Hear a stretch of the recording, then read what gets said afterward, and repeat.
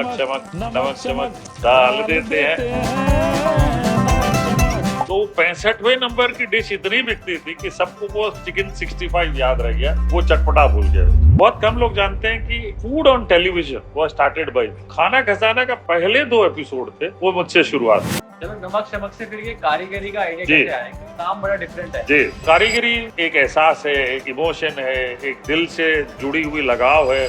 लेकिन आपने डांस भी किया है। झलक दिखला जा के एक सीजन में आपको कैसे हुआ और वो एक्सपीरियंस कैसा था? तो एक्चुअली जैसा करण जौहर ने भी कहा उस टाइम पे कि हरपाल जी सीजन 9 तक आज तक जितने नॉन डांसर्स कैटेगरी के लोग आए हैं उसमें आप नंबर 1। इस लेवल का शेफ बनना है तो उसके लिए क्या सुझाव रहेंगे और क्या वो रास्ता है जिससे वो यहाँ तक पहुंच? Focus, hard work, dedication, Perseverance, ये सारी चीजें जब आपके पास हैं तो मेरे ख्याल से नए जमाने में आप जो हमें टाइम लगा नए जमाने में शायद आपको कम टाइम लगे। मुझे यही लगता है कि बस जब तक नमक है तब तक मैं हूँ।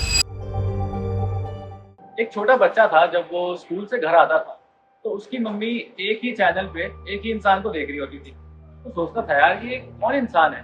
तो आपको बता दूं वो छोटा बच्चा मैं था और वो शख्सियत जो टीवी पे आती थी वो है शेफ हरपाल सिंह कोकी। इनका इंट्रोडक्शन देने की कोई भी जरूरत नहीं है।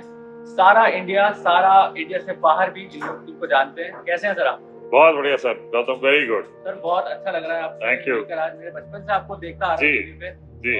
और कोई खुश होना हो, मेरी मम्मी आज बहुत खुश होने वाली है। Very nice, very sir nice. की जो स्माइल है आपकी जी ये तब भी वैसी थी जब मैं टीवी में देखता था जी, और आज भी वैसी है। बिल्कुल। ये मेरे ख्याल से ये राज कुछ नहीं है, ये एक्चुअली कुदरती करिश्मा है। भगवान ने नवाजा है मुझे इस स्माइल से, तो मैं बरकरार रखता हूँ इसको। तो बहुत मतलब इतना अच्छा लगता है ना, आप हंसते हंसते खाना जी। बनाना सिखाते हो। तो सर सबसे पहले आपकी जर्नी के बारे में बात करते हैं जी कि कई बहुत लोगों को लगता है कि आप पंजाब से हैं, जी इसलिए पंजाबी बोलते हैं, पंजाब से हूँ, लेकिन ऐसा नहीं है, मैंने कहीं पढ़ा जी था। जी तो आप अपनी जर्नी के बारे में बताएं, जी। कैसे आप होटल मैनेजमेंट में शेफ की इस लाइन में आए? तो सबसे पहले सभी दर्शकों को बता देता हूँ कि मैं जो मेरा जन्म है वो वेस्ट बंगाल में हुआ है और वहाँ पे मैंने अपनी स्कूलिंग की है, पूरा बचपन वहाँ बिताया है। पिताजी, ग्रैंडफादर वगैरह जो है प्री इंडिपेंडेंस उनको वहाँ लेके जाया गया है, ब्रिटिशर्स ले गए थे। और होटल मैनेजमेंट का जो वाक्य है वो ऐसा था कि हम लोग जब खड़गपुर में जन्म होता है तो ज्यादातर इंसान क्या करता है कि आईआईटी की प्रिपरेशन ज्यादा करता है या लास्ट ऑप्शन रेलवे ज्वाइन करने का होता है। समहाउ बहुत सारे अटेम्प्ट देते हैं जितने बच्चे हैं आईआईटी में, तो मैंने फर्स्ट अटेम्प्ट दिया, नहीं हुआ। सेकेंड अटेम्प्ट की तैयारी कर रहा था कि भाई हो जाए करके। तो ऐसे में भाई साहब ने कहा, क्योंकि मैं सबसे छोटा था परिवार में, तो सब ये रेगुलर रूटीन वाला पैटर्न जी रहे थे। तो सिस्टर जी जो थी वो ग्रेजुएशन, पोस्ट ग्रेजुएशन, बीएड इस तरह के कोर्सेज कर रही थी। भाई साहब ने काफी 3-4 अटेम्प्ट दे दिए थे आईआईटी के। तो उसके बाद जब उनका नहीं हुआ तो यूपीएससी और बैंकिंग सर्विसेज वो सब की तैयारी शुरू कर दी। पढ़ाई कर ही रहे थे तो उन्होंने उस दौरान मुझसे कहा कि हरपाल अगर आप भी अगर इस तरह से अटेम्प्ट दर अटेम्प्ट देते जाओगे तो शायद परिवार को सपोर्ट करने के लिए दिक्कत हो जाएगी। तो आप एक काम करो, आप स्किल कोर्स करो जिससे इमीडिएटली आपको एम्प्लॉयमेंट मिल जाए। तो हमारे घर के इर्द गिर्द एक इंसान था जिसने आईएचएम किया था और उसके आईएचएम करने के बाद उसे नौकरी मिल गई। तो हमें लगा कि ये बड़ा सही चीज है कि कोर्स करते ही नौकरी मिल जाती है। तो मैंने बस उसी चीज को जहन में रखा कि भाई कोर्स करते ही नौकरी मिल जाएगी और परिवार को सपोर्ट करने का सिस्टम बन जाऊंगा मैं। तो वो चले गए जी करने। तब तक पता नहीं था कि शेफ क्या होता है या 5 सितारा होटल क्या होता है, मुझे बिल्कुल भी पता नहीं था, क्योंकि खड़गपुर जैसी जगह में ना 5 सितारा होटल था ना कुछ था। तो बस चले गए आईएचएम करने के लिए और वहां जाके समझ में आया कोर्स क्या है क्या नहीं। तो समहाउ जिसको कहते हैं ना, कई बार एक कॉलिंग का इंतजार करते हैं, आपकी एक डिवाइन कॉलिंग के साथ कनेक्ट हो रहा है क्या आपका। तो मेरे तीसरे चौथे महीने में आईएचएम में फर्स्ट ईयर में मुझे एक डिवाइन कॉलिंग मिल गई है सर, ताकि बस यही एक कोर्स है जिसके लिए मैं बना हूँ। और फिर उसके बाद जो सोच थी पीछे वाले की कि ये आईआईटी मेडिकल ये सब, इन सबको वाइप आउट कर दिया दिमाग से। करना है तो आईएचएम करना है और आईएचएम करने के लिए जिन जिन चीजों की जरूरत थी वहां से फिर वो जर्नी जो है शुरू हुई और उसके बाद कभी पीछे मुड़ के नहीं देखा। क्या बात है। मतलब आईआईटी से शुरू करा जी और आईएचएम में आके रुके। क्या बात है। तो अगर आज जैसे कोई मेरा जैसा लड़का जी है या कोई लड़की है, उसको आपके जैसा बनना है, जी मतलब इस लेवल का शेफ बनना है, जी। तो उसके लिए क्या सुझाव रहेंगे और क्या वो रास्ता है जिससे वो यहाँ तक पहुँच सकते हैं? देखिए, सबसे पहले बात है जो डिफरेंस मैं बताया था मेरे ज़माने में और अब के ज़माने में क्या होता है। हमारे ज़माने में करियर बाय चॉइस नहीं था मेरा। मेरा बाय करियर बाय चांस था, लक बाय चांस वाली कहानी कि हम चले गए और करना शुरू कर दिया। आजकल आप करियर बाय चॉइस डिसाइड कर सकते हो, लेकिन चॉइस डिसाइड करने के लिए कुछ चीज़ें बहुत ज़रूरी होती हैं। देखिए, आप अब देहरादून में बैठे हैं आप, राइट? यहाँ पे आर्मी का इतना बड़ा जज्बा है, कैंट है, बहुत बड़ी सेंटर है यहाँ पे, एनडीए का प्रोग्राम्स वगैरह सब यहाँ पे है। तो अब आदमी ज्वाइन करते ये नहीं सोचता कि मैं जनरल बन जाऊंगा, राइट? वो जनरल का एक प्रोसीजर होता है, हो सकता वो बने ही ना, हो सकता बन जाए, ठीक है, लेकिन परिश्रम करना नहीं छोड़ता। अब हमारे यहाँ पे न्यू एज में प्रॉब्लम क्या है मैं आपको बताता हूँ। न्यू एज में दिक्कत ये है कि सब लोग सोचते हैं कि शेफ हरपाल या मेरे जैसे सेलिब्रिटी शेफ्स जितने हैं, संजीव कपूर, रणवीर बरार, जो भी जितने भी लोग हैं, वो सोचते हैं कि इनके जैसे बन जाते। परिश्रम देखो इनका और फिर फोकस रखो सबसे पहले, ठीक है जी?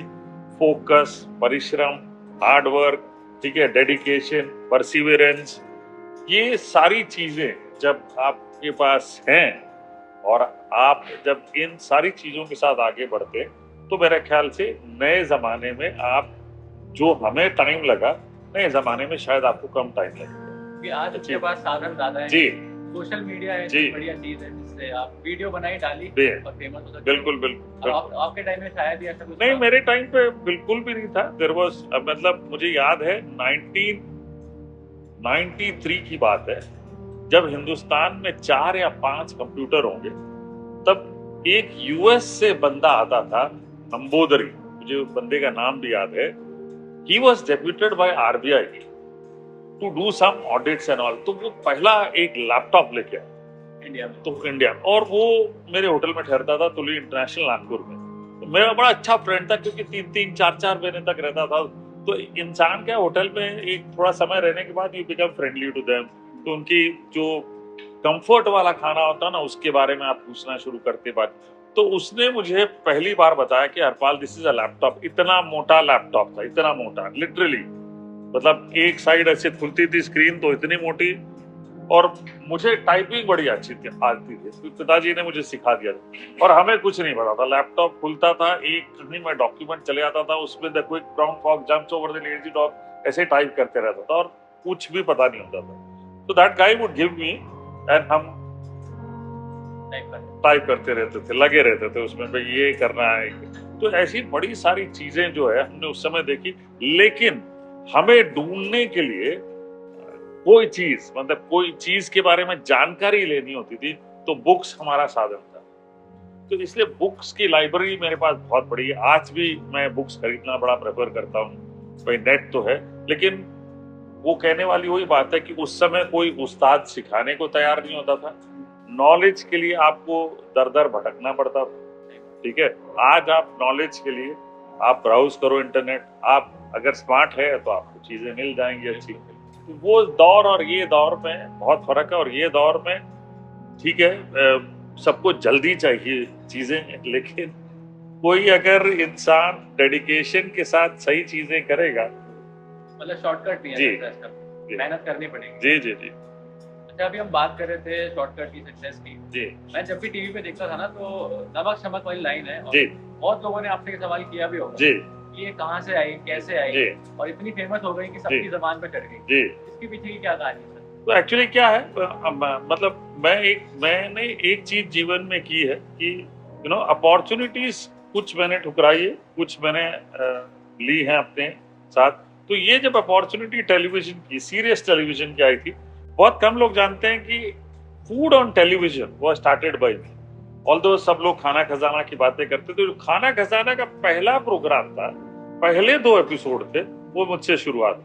हाँ, तो वो चैनल ने उस वक्त डिसाइड किया था कि जब कुछ बहुत सारे शेफ्स ने किया था, उसमें संजीव जी भी थे, एक लेडी थी यूपी की, तो हम 3 लोगों को बाद में शॉर्टलिस्ट किया, लेकिन तब तक मैं बॉम्बे से मूव करके कहीं और चले गया था। मेरा focus was to be in a hotel only, कि एज अ 5 स्टार होटल में वहीं रहूंगा। तब उतनी शायद समझ नहीं थी कि एक बहुत बड़ा मार्केटिंग टूल है, यू नो, इससे आपको बहुत अच्छी चीजें मिल जाएगी। लेकिन क्योंकि आपके अंदर वो कला थी कि प्रेजेंटेशन की, जिसके कारण चैनल ने आपको सबसे पहले आगे रखा, तो वो कहीं ना कहीं थी, तो उसको मैं परस्यू करता रहा अपने माध्यम से।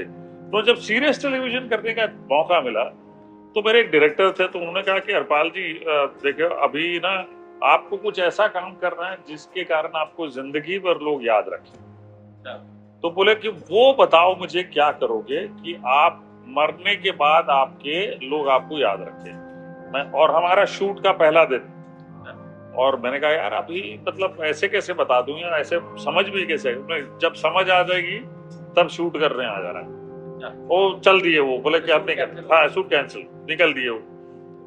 ये बड़ी दुविधा वाली बात है। तो मैं घर गया, तो मैंने ऐसे परिवार के साथ बातचीत की। तो छोटी बच्ची को, मेरी बेटी को रीडिंग की बहुत आदत थी, तो उनके पास एक बुक थी महात्मा, तो वो मैंने ऐसी पकड़ी, उनके रूम में गया, वो बुक पकड़ी, पन्ना खोला तो सॉल्ट सत्याग्रह निकला, चैप्टर पढ़ना शुरू कर दिया।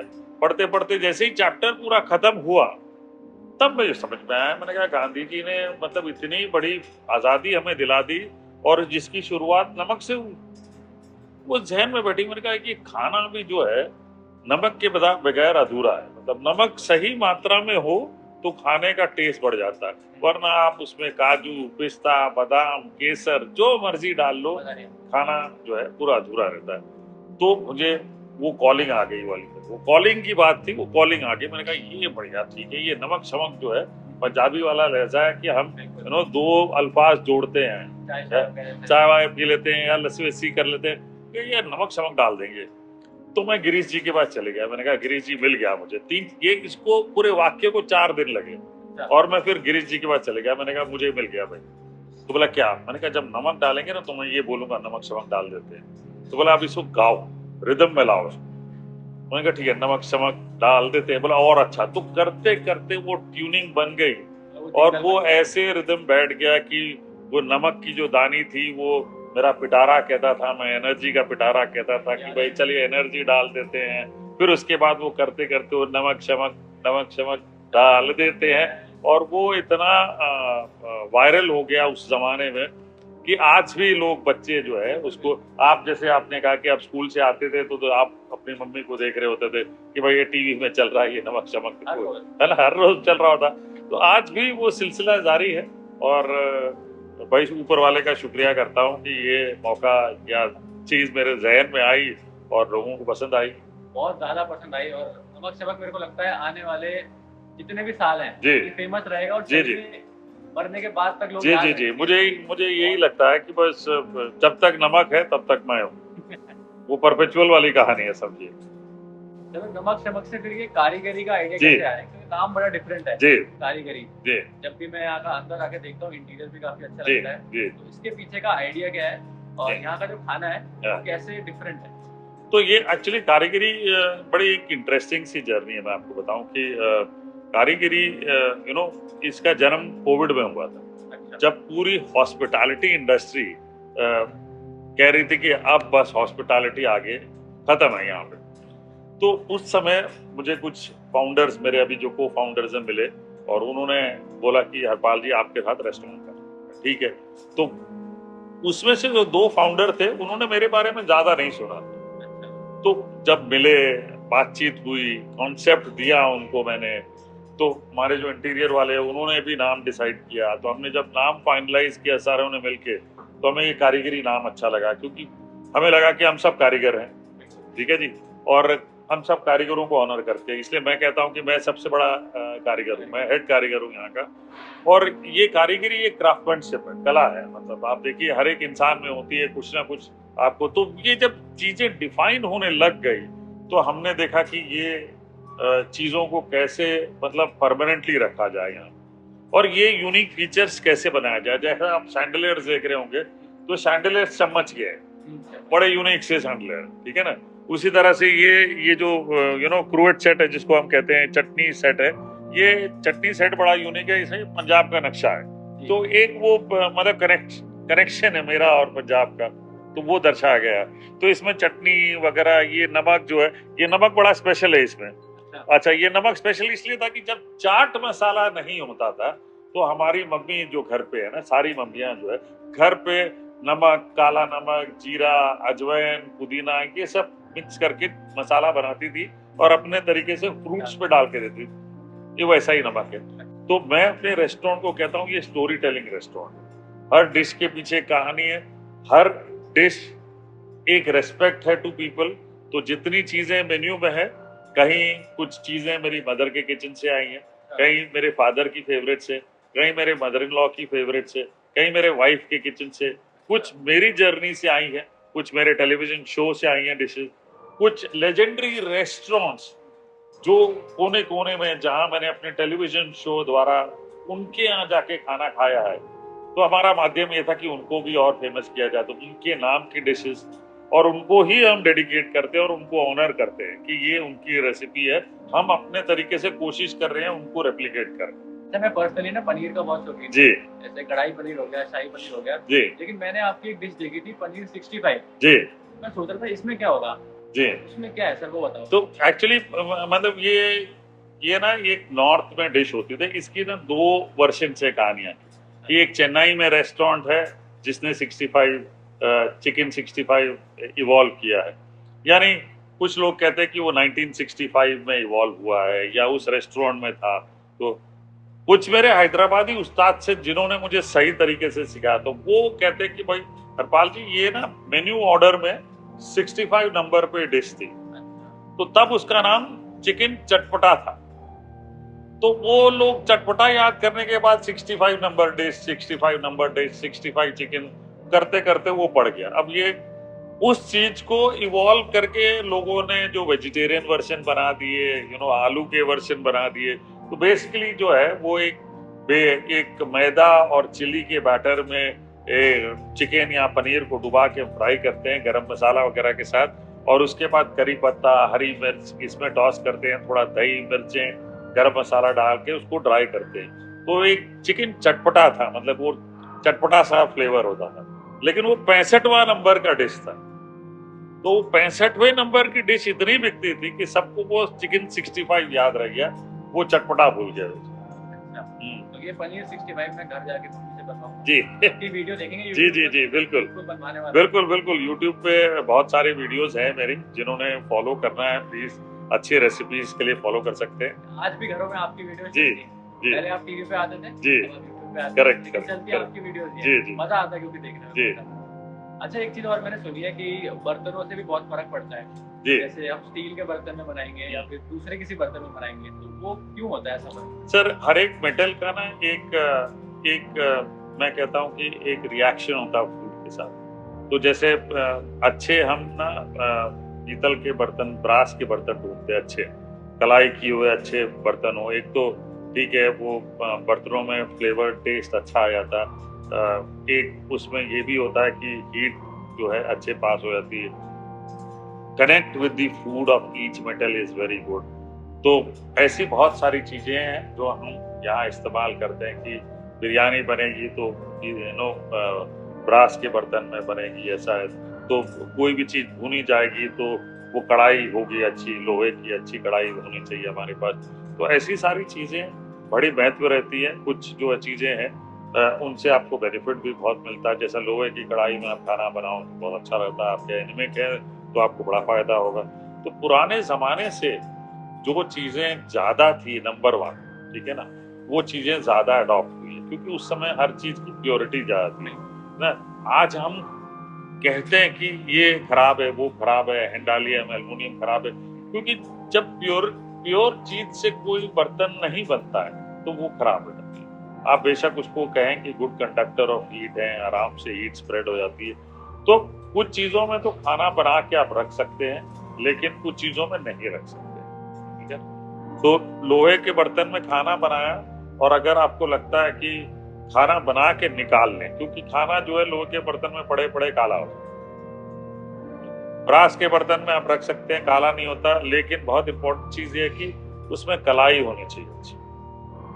मतलब हर चीज के पीछे एक साइंस है, एक साइंस है बिल्कुल। और जो मैं कहूँगा कि जो कलाई वगैरह की जाती है उसका भी एक महत्व होता है। उसको कहीं ना कहीं आपके शरीर में over a period of time कलाई तो जाती है। अब आप घूमते हैं तो अच्छे से कलाई जाती है, तो कलाई की जाती है। वो सटल तरीके से आपके अंदर जो है मेटल की जो मात्रा है वो बढ़ाते रहती है, तो चीजें अच्छी होती है। लोग ना जब खाना खाते हैं तो कोई तो कहता है आहा मजा आ गया, कोई कहता है भैया बिल्कुल मजा नहीं आया। तो ये कस्टमर के जो दोनों ओपिनियन होते हैं जी। वो कैसे बैलेंस करते हो आप और आपकी टीम? ये बहुत डिफिकल्ट है अभी तो हमें, क्योंकि हमारा पैलेट इतना मैच्योर्ड है। तो हमको समझ में आया था कि जब गेस्ट बोलता ना यार मजा नहीं आया कुछ, तो हम इमीडिएटली वो डिश लेके जाके हम खुद अपनी सैम्पलिंग करते हैं। तो हमें समझ में आया था कि यार इसमें मिर्ची का में ये है। हो सकता है हमारे शेफ्स कहीं चूक जाते हो कहीं ना कहीं, तो वो हमें समझ में आया था। क्योंकि गेस्ट कई बार ना बोल नहीं पाता, एक्सप्रेस नहीं कर पाया था कि इसमें नमक कम है, मिर्ची कम है, स्वाद नहीं आया, तो वो टेस्ट नहीं है। तो अब हमारा पैलेट इतना मैच्योर्ड और हमें हर रेस्टोरेंट की डिश इतने अच्छे से पता है कि हम समझ जाते हैं अच्छा इसमें ये कमी है, इसमें ये कमी है।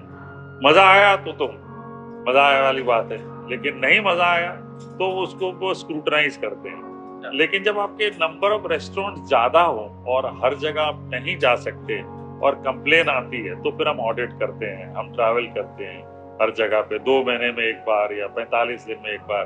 कई बार मुझे लेट हो जाती तो मेरी टीम आ जाती है, वो ऑडिट करके भेजते हैं। तो कई बार हम कहते हैं कि आप जो खाना बना रहे हैं उसका वीडियो भेजें शॉर्ट। तो अंदर शेफ्स को मैंडेट है कि जब भीड़ हो तो कोई ना कोई 3-4 डिश की वीडियो हमें भेजें। जो शेफ खाना पिकअप कर रहा होता है उसको भी कहते हैं जब पिकअप कर रहे हो तो उसकी फोटो भेजो। तो ये एक ऑडिट सिस्टम हमने बना रखा है, तो वो चेक करते हैं। अब मैच्योर्ड पायलट होने के कारण हमें पता चल जाता है। जब गेस्ट कहता है मजा नहीं आया तो हमें क्लियरली पता चलता है क्यों नहीं ये चीज की कमी रहेगी होगी। अच्छा, ये तो हम खाने की बातें करिए, अभी सारी आपकी जर्नी की बातें करी, लेकिन आपने डांस भी किया है जी। झलक दिखला जा के एक सीजन में आप जी, वो कैसे हुआ और वो एक्सपीरियंस कैसा था? तो एक्चुअली सीजन 9 झलक दिखला जा मैंने किया है। मुझे मैं जैसे मैंने कहा कि अपॉर्चुनिटीज जब आती है और बहुत यूनिक है, मैं रेयरली ना बोलता हूँ। तो मुझे ये अपॉर्चुनिटी कलर्स टेलीविजन चैनल के द्वारा मिली। तो उन्होंने पूछा फ़ोन करके कि हरपाल जी आप डांस कर सकते हैं? हाँ कर सकते हैं, आ जाओ। तो उन्होंने आ जाओ बोला, तो उन्होंने एक शॉर्ट सा ऑडिशन लिया कि प्रोडक्शन हाउस ने। तो ठीक है, थोड़ी देर बाद बोले ठीक है आप सीजन में है। तो बड़ी मज़ेदार चीज़ रही है, ऑनेस्टली मैं बताऊं, एक बहुत ही यूनिक एक्सपीरियंस रहा है डांस करने का। और मैं सबसे ओल्डेस्ट कैंडिडेट था उस समय। आप सोचिए कि मेरा next candidate Surveen Chawla was almost 14 years younger to me. इतना गैप था। और जो यंगेस्ट कैंडिडेट थी वो लगभग 28 साल छोटी थी मेरे से। टीनेजर हो गया। तो वो टीनेजर थी बिल्कुल, और मैं उनके साथ कम्पीट कर रहा था। मुझे बड़ा मजा आ रहा था। बट मेरे ख्याल से जैसा करण जौहर ने भी कहा उस टाइम पे कि हरपाल जी सीजन 9 तक आज तक जितने नॉन डांसर्स कैटेगरी के लोग आए हैं उसमें आप नंबर 1। और मैं गया भी ऑलमोस्ट एपिसोड 6 तक मैं गया। और मतलब काफी मेहनत की। और तो जैसे कहा ना कि जब एक चीज आपने डिसाइड कर लिए करनी है तो फिर आप छोड़ते नहीं उस चीज को। तो जैसे ही मैंने डिसाइड किया कि हाँ भाई झलक करना है, तो 2.5 महीने तक और कुछ नहीं किया। सुबह 8:30-9 बजे जाते थे, रात को 8:30-9 बजे तक डांस प्रैक्टिस होता था। ठीक है, उसमें yoga, stretching exercise, aerobic exercise. तो डांस के माध्यम से आपका शरीर जो है, समझिए आपको एक लाइफ और मिल जाती है। 10 साल आपके लाइफ स्पैन के एक्सटेंड हो जाते हैं। सर आगे के क्या प्लान है आपके? फिर से कारीगरी खोला है जी, और भी आपके बहुत सारे रेस्टोरेंट जी। तो आगे आपका कोई शो आने वाला है या फिर कुछ और आप सोच रहे हैं? जी, अभी कोशिश है कि अभी शोज तो कर ही रहे हैं। कलर्स में हमने कुछ और नया किया है। पिछले साल ही हमें कलर्स के लिए, एशिया पैसिफिक के लिए बहुत यूनिक शो किया था, मिस्टर एंड मास्टर कुक, जिसमें बाप और बेटा, छोटा बच्चा, दोनों खाना बनाएंगे और कम्पीट करेंगे। बहुत ही यूनिक प्रकार का शो है। वैसे जितने भी शोज मैं करता हूँ आज तक, जितने भी किए हैं, वो अपने आप में बहुत ही यूनिक है। वो अपने आप में एक लैंडमार्क बन गए। और उनमें दरबन तड़का तो सबसे लेजेंडरी शो है, जिसके कारण मुझे सारी शोहरत मिली है। और मुझे लगता है कि उससे ज्यादा चलने वाला शो हिंदुस्तान में आज तक हुआ नहीं है, अभी तक तो नहीं हुआ है। ठीक है जी। चाहे आप कोई भी शो गिन लें, ठीक है ना। तो एक छोटे से चैनल में टर्बन तड़का ने वो फुटप्रिंट क्रिएट किया है, वो लैंडमार्क चीजें क्रिएट की है, जिसके कारण ये सब कुछ दिख रहा है मुझे। और आने वाले समय में कोशिश है, पिक्चरें मैंने की है यशराज की, पिक्चर की है क्या बैंक चोर मैंने पिक्चर की है, स्टार भारत में एक सीरियल किया है चन्ना मेरिया, जो फिक्शन सीरियल है। तो अपॉर्चुनिटी आती है, मैं अपॉर्चुनिटी ग्रैब करता हूँ, कर लेता हूँ। कोशिश यही है कि अब कोई पंजाबी पिक्चर कर लें, कोई हिंदी पिक्चर और कर लें, या ना कोई बड़ा सा शो और कर लें, जहाँ जहाँ जहाँ उसकी वैल्यू नजर आनी चाहिए। एक्चुअली एक जैसे शो हम करते हैं पंजाब में, पंजाब द सुपर शेफ, ठीक है ना, पीटीसी पे आता है वो शो।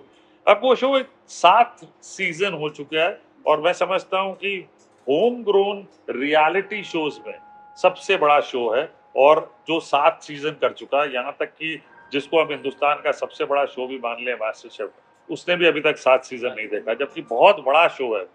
7 सीजन हमने पंजाब द सुपर शेफ के सीजन पार किए, हर सीजन बड़ा बनते जा रहा है अपने आप पे, और यहाँ से निकले हुए कंटेस्टेंट्स एंटरप्रेन्योर्स बने हैं, ठीक है ना। और मतलब ये एंटरप्रेन्योर्स की बात मैं अगर करूं इस शो से, तो ये लेडीज है जो ग्रैंड मदर्स है, और जो मदर्स है जिनके बच्चे 22 साल 23 साल के हैं, ठीक है, ऐसी लेडीज एंटरप्रेन्योर्स बने हैं, क्योंकि उनके दिलों में वो चाह थी कि हम कुछ बनना चाहते हैं, हम खाना अच्छा बनाते हैं लेकिन हमें कोई रिकॉग्नाइज नहीं करता। और वो शो के माध्यम से हम इतने लोगों को आगे लेके आए हैं, इतने लोगों को एंटरप्रेन्योर बनाया, सपोर्ट सिस्टम दिया है उनको, कि आज वो अपने आप में बहुत बड़े स्टार्स बने हुए हैं।